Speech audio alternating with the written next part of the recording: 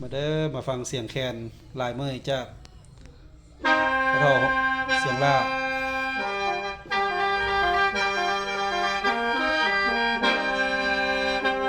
มื้อนี้เพิ่นตัดผมสั้นมื้อนี้เพิ่นบวช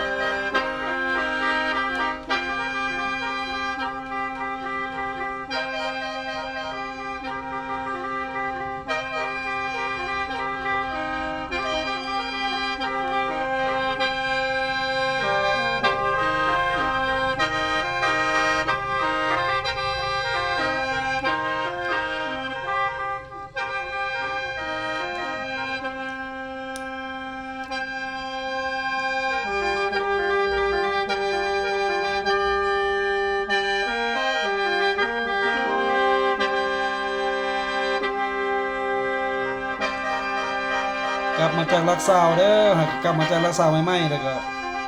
หมอแคนเสียงล่ามายามมาเล่นนำ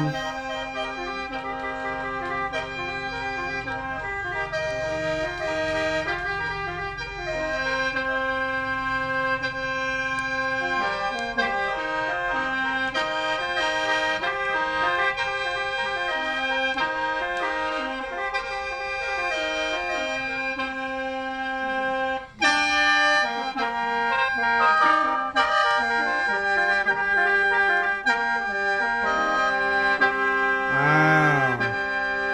พบกันใหม่เด้อขอบใจเด้อติดตามชมกัน